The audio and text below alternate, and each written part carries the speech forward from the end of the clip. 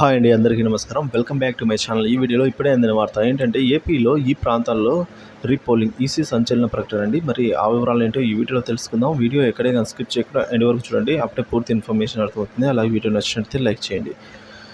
ఏపీలో ఈసారి సార్వత్రిక ఎన్నికల్లో భారీ ఎత్తున ఓటర్లు తరలి వచ్చి ఓటు వేశారు. దీంతో రికార్డు స్థాయిలో ఏకంగా 82% పోలింగ్ నమోదైంది. అయితే పలు చోట్ల కొన్ని అక్రమాలు చోటు చేసుకోవడం, హింసాత్మక ఘటనలు కూడా జరిగాయండి. సో మరి ఆయా నియోజకవర్గాల్లో రీపోలింగ్ కోసం ఎటువంటి విజ్ఞప్తులు రాకపోవడంతో ఈసీ కూడా ఎలాంటి నిర్ణయం తీసుకోలేదు. కానీ పోలింగ్ ముగిసిన 10 రోజుల తర్వాత 2 నియోజకవర్గాల్లో రీపోలింగ్ కావాలి అంటూ అభ్యర్థులు ఈసీని కోరకుండా హైకోర్టును ఆశ్రయించారు. సత్తెనపల్లి నియోజకవర్గంలోని పలు పోలింగ్ కేంద్రాల్లో రీపోలింగ్ కావాలంటూ వైసీపీ అభ్యర్థి అలాగే మంత్రి అంబటి రాంబాబు, అలాగే చంద్రగిరి నియోజకవర్గంలోని కొన్ని పోలింగ్ కేంద్రాల్లో రీపోలింగ్ జరిపించాలి అంటూ వైసీపీ అభ్యర్థి చెవిరెడ్డి మోహిత్ రెడ్డి హైకోర్టును ఆశ్రయించారు.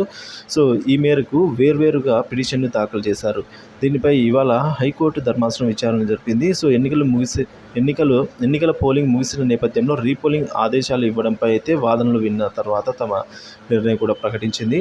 ఇక ఎన్నికల పోలింగ్ ముగిసిన తర్వాత పోలింగ్ విషయంలో నిర్ణయం తీసుకోవాల్సి ఉంది ఈసీ, కాబట్టి హైకోర్టు ఇందులో జోక్యం చేసుకునేందుకు నిరాకరించింది. ఈ మేరకు అంబటి రాంబాబు, చెవిరెడ్డి మోహిత్ రెడ్డి దాఖలు చేసిన 2 పిటిషన్లు త్రోసిపుచ్చుతూ హైకోర్టు తీర్పు వెలువరించింది. ఇప్పటికే ఈసీకి రీపోలింగ్ కోసం వినతులు ఇవ్వకపోవడం, ఎన్నికలకు సంబంధించి కోడ్ అమల్లో ఉన్నందున ఈసీ విధుల్లో జోక్యం చేసుకునేందుకు హైకోర్టు నిరాకరించింది. సో దీంతో చెవిరెడ్డి అంబటి రెడ్డికి నిరాశ తప్పలేదు.